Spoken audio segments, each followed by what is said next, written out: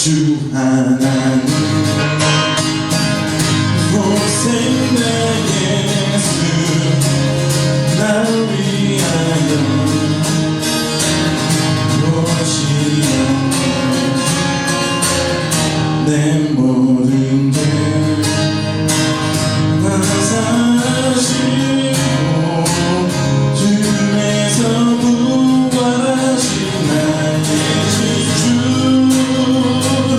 나의 참된 소망 너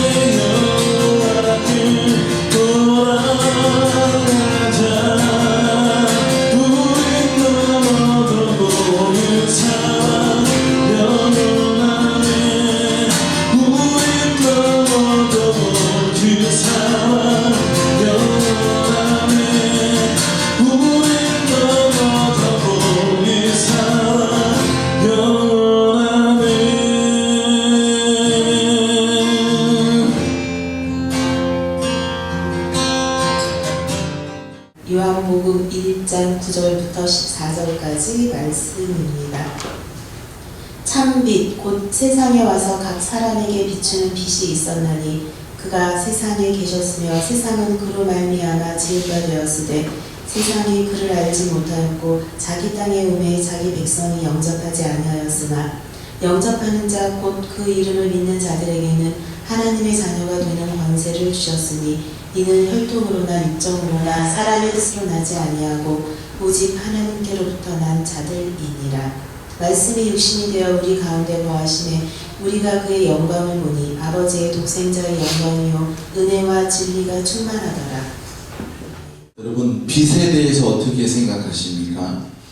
빛이 없는 세상을 한번 생각해 보신 적 있으십니까? 지금 저희 교회에도 빛이 굉장히 많잖아요. 여기 전구도, 동글동글한 전구도, 여기 공대산 위에 무대 조명도, 이렇게 크리스마스 트리에 꼬마 전구도, 저희 계단에 내려오면서부터 또 그 많은 불빛들이 있었습니다. 또 밖에 나가면 환한 해님이, 오늘은 흐려서 해님이 잘 안 보일지 모르겠어요. 저 올 때는 흐렸는데 빛이 있어요. 우리 휴대전화로 볼 수 있는 건 휴대전화에 빛이 나오기 때문이죠.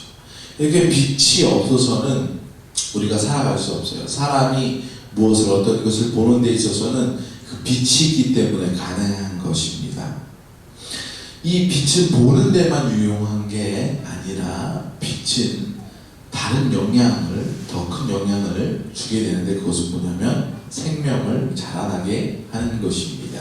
나쁜 것들은 그 빛으로 소독하고 죽게 하고 좋은 영향을 또 공급받아 살게 합니다. 이거는 광합성을 하는 식물뿐만 아니라 살아가는 모든 생명체에 마찬가지입니다. 그리고 오늘 성경은 우리에게 또 다른 빛을 말씀하고 있는데 더 귀한 빛, 그것을 참빛이라고 말씀하고 있어요. 우리가 식당 이름을 보면 뭐 원조네 아니면은 진짜 뭐 참 이런 이름들이 많이 붙어 있는 거 있어요.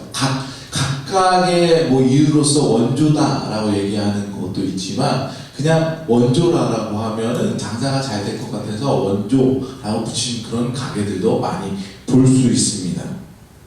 그리고 이 참이라는 것은 교회 이름에도 많이 사용되는 거죠. 왠지 신뢰감을 주고 정말로 무언가 있을 것 같은 그런 것이지요. 몇몇 세상의 사람들은 내가 진짜야 라고 말하는 사람들이 있는데 속을 들여다보면 가짜인 것들이 참으로 많이 있습니다. 교회의 역사들 가운데서도 내가 참 빛이다, 나를 따르면 내가 광명할 빛을 보게 하겠다 라고 주장하는 사람들이 또 역사뿐만 아니라 오늘날 현 시대 가운데서 많은 이단들이 그렇게 이야기하고 있지만 그들은 거짓된 빛이고 거짓된 선지자인 것들이 많이 있다라는 것입니다. 오늘 성경으로 보면 참빛으로 오신 분은 단 한 분, 바로 예수 그리스도 한 분이다라는 것을 여러분 믿으시기 바랍니다. 여러분, 빛은 어두움을 물러가게 하고 세상을 밝게 하는 역할을 합니다. 어두운 곳이 밝아지면 그곳이 정화되는 곳이죠. 우리가 청소를 하다 보면 잘 청소가 되지 않은 곳이 있어요. 어느 곳입니까? 좀 어두운 곳이나 구석진 곳을 잘 청소가 안 돼요. 근데 어느 날 어떤 빛의 구도가 바뀌었거나 가구 배치를 옮기게 되면 그곳이 빛이 쏘이게 되고 그곳이 이전에 보지 못했던 지저분한 것들이 보이게 되고 우리는 그곳을 치우게 되죠. 우리의 삶에 이 땅 가운데 빛으로 오신 예수 그리스도께서 비춰주셨을 때 이전에 보이지 못했던 것들이 치료되고 이전에 보이지 못한 것들이 물러가게 되는, 악한 것들이 떠나게 되는 일들이 일어남을 여러분 믿으시기 바랍니다. 오늘 말씀을 보니까 각 사람에게 비추는 빛으로 세상이 변하게 됨을 여러분 믿으시기 바랍니다. 요한복음은 다른 복음서에 비해서 조금 그 빛과 어둠에 대한 개념을 많이 이야기하고 사용해서 설명하고 있는 것들을 볼 수 있는데, 특히 예수님을 빛으로 소개함으로써 이 세상의 어둠을 물리치고 예수님을 만나는 이들로서 그 어둠에서 구원받은 이야기를 많이 하고 있는 것을 볼 수 있습니다. 그래서 이 빛이 그냥 그 빛에 머물러 있는가, 보는 것으로 머물러 있는가, 그 빛이 우리 안에 있어서 그 빛을 머금은 사람도 그 빛을 세상에 줄 수 있다라는 이야기를 요한복음은 많이 이야기하고 있다라는 사실을 여러분 알아두었으면 좋겠습니다. 이렇게 빛은 우리에게 좋은 것이에요. 그런데 사람들이 다 좋은 것을 다 받아들이는가? 그렇지 않다라는 거예요. 아이를 키우면서 아이에게 좋은 것을 자꾸 주고 싶어요. 그런데 아이가 그 좋은 것을 그냥 쉽게 받아들이는가? 어떤 것은 그냥 받아들이는 것도 있는데 어떤 것을 완강히 거부하는 경우가 있어요. 그리고 몸에 좋지 않은 것, 그에게 좋지 않은 것들을 요구하는 때가 있습니다. 그러면 어떻게 해요? 부모로서 속상하죠. 그래서 자꾸 좋은 것을 주려고 합니다. 그러면 아이가 성장해서 어른이 되었으면 어떡해요? 우리가 다 어른이 되었잖아요. 성인이 되었잖아요. 여러분 좋은 것만 찾으십니까? 때로는 우리가 그것이 좋은 건 줄 알고 취했는데 우리가 우리에게 나쁜 영향을 가져다 주는 것이 분명히 있어요. 그것을 우리는 경험을 통해서 또 간접 경험을 통해서도 우리가 좋은 것이 아님에도 불구하고 받아들일 때 때로는 우리가 그것이 좋은 것인데 그것을 거부할 때가 있음을 우리는 알고 있습니다. 오늘 말씀에 보니까 대박 사건이 일어나요. 대박 사건이 무엇이에요? 하나님이 육신을 입고 이 땅에 오신 빛으로 오신 사건이 성경에 기록되고 있습니다. 그런데 사람들이 어떻게 해요? 대박 사건이잖아요. 하나님이 이 땅에 오셨다. 엄청난 사건 아니겠습니까? 그런데 사람들은 그것을 거부하고 있다라는 것입니다. 그럼에도 불구하고 사람들은 그 빛을 알아보지 못해요. 왜 그렇습니까? 오늘 본문 이전의 말씀을 보면, 오전의 말씀을 보면 빛이 어둠에 비치되 어둠이 깨닫지 못하더라. 이거예요. 날 때부터 앞을 보지 못하는 분들에게 뜨거움을 느끼면서 알려주면서 이거는 빨간색 느낌이에요. 차가운 것을 이렇게 만지게 해주시면 하면서 이것은 파란색의 느낌입니다. 라고 얘기해줘요. 그런데 이분들은 실질적으로 빨간색과 파란색을 본 적이 없기 때문에 자기 머릿속에 있는 상상으로 색깔을 그려보지 실제 색은 아니다라는 거예요. 어둠 가운데 있던 사람들이 빛을 보지 못한 사람들이 이것은 빛입니다 라고 얘기했을 때 그 빛이 무슨 느낌이고 어떤 모양이고 어떤 것인지 알지 못한다라는 것이죠. 이렇게 우리는 좋은 것으로 나가와도 좋은 말씀을 주어도 구원의 복음을 들고 나아가도 거부하는 사람들이 분명 있다라는 것입니다. 이 빛이 왔을 때 그렇다면 거부하지 않고 그 빛의 말씀을 받아들일 때 어떻게 됩니까? 우리는 참된 빛으로 나아가게 돼요. 참된 나라에 들어가게 돼요. 다만 영접하는 자는 하나님의 자녀가 되는 권세를 주셨다라고 말씀하고 있어요. 하나님의 자녀가 되는 것을 뭐라고 말씀하고 있어요? 권세라고 말하고 있어요. 그냥 권리나 어떤 선물이다라고 말하지 않고 능력 있는 어떠한 것이다라고 권세라고 말하고 있어요. 우리는 누군가의 자녀가 될 때 그 아버지 되는 사람의 권위를 받을 수 있습니다. 어떤 이들은 국가의 어떤 이념이나 어떤 상황을 탈출하기 위해 목숨을 걸고 나아가는 사람들이 있죠. 우리 가깝게 우리 북녘에 있는 많은 우리 동포들이 목숨을 던지고 도망을 칩니다. 우리 한국으로 오는 분들 말고도 다른 세계에 망명을 받아주는 나라로 많이 이민을 가시는 모습들을 망명을 가는 모습들을 볼 수 있는데 이들은 뭐 이렇게 도망가는 루트들이 많이 있지만 피신하는 루트들이 있지만 결국에는 어떻게 해야 돼요? 그 망명을 받아주는 국가로 들어가거나 아니면 다른 국가에 있는 그 영사관에 들어갑니다. 왜 영사관에 들어가려고 노력해요? 영사관에 들어가면 그 영사관의 국가의 권위로서 그 나라가 어떻게 하지 못하기 때문입니다. 그곳에서 망명자들이 쉬어갈 수 있도록 기구가 맺혀져 있기 때문이에요. 이렇게 우리는 그 권위를 받을 수 있는 조건이 우리에게 있어요. 그 나라가 어느 나라가? 바로 하나님의 나라다라는 것입니다. 여러분 하나님의 나라가 어떤 국가의 그 권위보다 높은 줄로 여러분 믿으시기 바랍니다. 사람들은 자신의 환경 때문에 그렇게 목숨을 던지고 탈출을 감행해요. 그리고 목숨을 걸고서 다른 영상 안에 들어가라고 뛰어듭니다. 그런데 믿는 사람들은 어떠합니까? 하나님의 나라에 들어가는 그 행위를 할 때에 우리는 그만큼 결단하지 않는다라는 것입니다. 우리는 하나님 나라에 참된 나라에 뛰어 들어가기 위해 그 나라의 영광을 받기 위해 뛰어 들어가야 하는 우리의 삶을 살아가야 될 줄로 믿으시기 바랍니다. 성경이 기록되고 또 우리 신앙의 선배들이 이것을 소망으로 두고 많은 목숨을 잃었습니다. 더 귀히 여길 만한 가치가 있기 때문 아니겠습니까? 이제 한국에서도 우리나라에서도 그 서핑 파도를 하는 윈드 서핑을 많이 하게 되죠. 또 다른 세계 곳곳에서도 계절마다 찾아오기도 하는데 윈드 서핑하는 모습을 보면 좋은 파도를 골라 타기 위해서 잔잔한 파도나 고르지 못한 파도를 피해가요. 근데 그 파도를 피해갈 때 어떻게 피해가는지 아십니까? 파도를 피하기 위해서 그 보드 위에 올라가서 발버둥 치면서 그 파도를 넘지 넘는 것이 아니라 파도가 올 때 그 파도 밑으로 물속 안으로 막 파고들어서 그 반대쪽으로 올라와서 그 파도를 피하는 모습을, 파도를 고르는 모습을 보았습니다.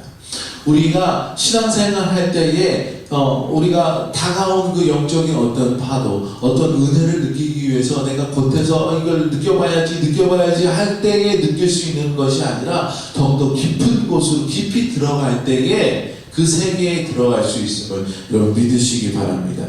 우리가 참된 나라의 그 영광을 누리기 위해서는 그 겉에서 그 모습이 어떤가 잘 지켜보기 위해서 보는 것이 중요한 것이 아니라 내가 그 안으로 깊이 들어가야 됨을 여러분 믿으시기 바랍니다. 여러분 이 나라, 이 세계는 어떻게 지어졌어요? 하나님의 말씀으로 지어졌습니다. 우리는 참된 나라에 살아갈 때에 참된 말씀을 듣고 살아가야 되는데 창세기 1장의 말씀을 보면 하나님께서 말씀으로 세상을 지으시고 마지막에 보시기에 좋았더라 라고 말씀하시는 걸 볼 수 있어요. 그 말씀이다 라는 것은 그냥 글자로 쓸 수 있는 것, 그냥 우리의 입으로 옮길 수 있는 것이 다가 아니라 능력이 함께 있다라는 것입니다. 하나님의 창조의 질서가 있고 순리가 있고 그 가운데 복음이 있다라는 것입니다. 그 말씀이 14절에 보니까 육신을 입고 바로 이 땅에 오셨어요. 이것이 왜 중요한가? 이전에는 우리가 하나님 앞에 감히 나갈 수 없었습니다. 하나님의 음성이 들리는 곳에, 하나님의 빛의 형상과 나타나는 곳에 바라볼 수가 없었어요. 무릎을 꿇었어야만 했습니다.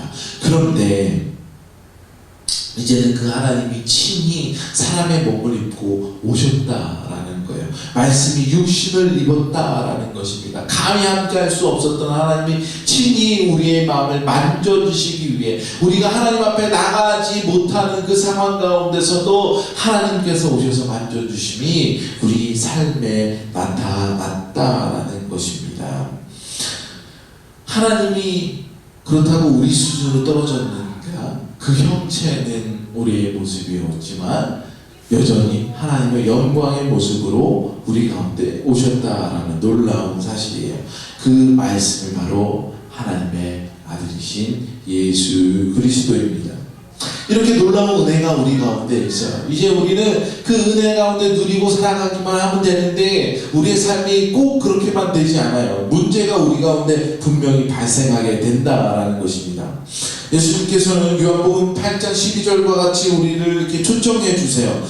예수님께서 또 말씀하여 이르시되 나는 세상의 빛이 나를 따르는 자는 어둠에 다니지 아니하고 생명의 빛을 얻으리라.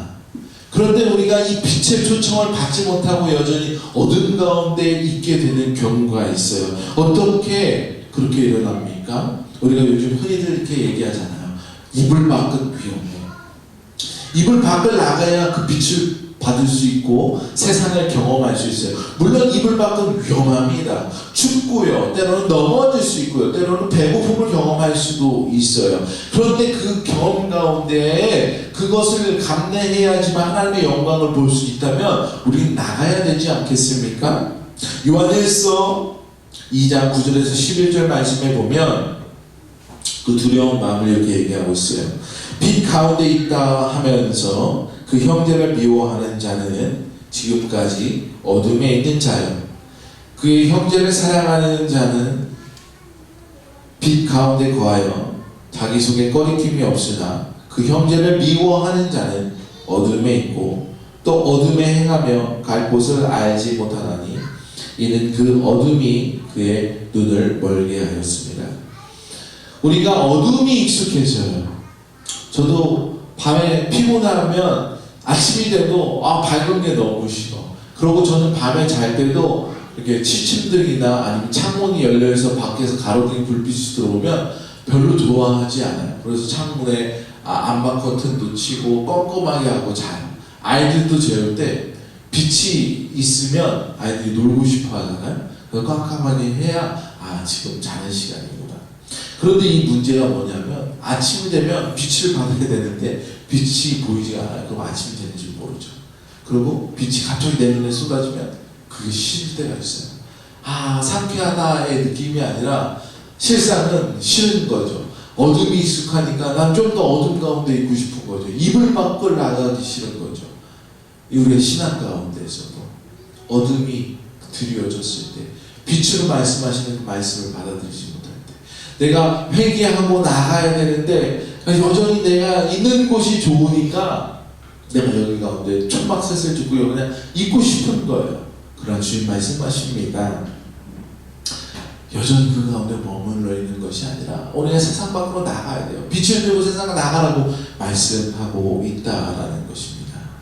주님께서 빛으로 오셨어요. 우리가 그 모습을 봤습니다. 예수 그리스도를 만난 그 첫사랑의 경험이 우리 가운데 있지 않겠습니까? 그러면 우리는 그 빛을 들고 나아가야 돼요. 오늘 우리 삶의 어둠이 우리를 집어삼키려고 우리를 장식시키려고 할 때에 우리는 더 그 빛을 들고 나아가야 됩니다. 예수 그리스도를 우리의 빛의 모습으로 우리 안에 모셔야 되는 줄로 여러분 믿으시기 바랍니다.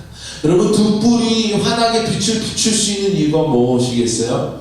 그 등잔이 환하기 때문입니까? 그 등경이 그 안에 품고 있는 빛이 있기 때문 아니겠습니까? 우리가 그 빛을 우리 안에 품고 세상을 비출 수 있는 등경이 되시기를 소망합니다. 빛으로 오신 예수 그리스도의 영광에 함께하여 우리의 삶에 오늘 본문의 마지막 절을 말씀하신 것 같이 은혜와 진리가 충만하게 되시는 성도가 되시기를 주님의 이름으로 축원드립니다. 기도하시겠습니다.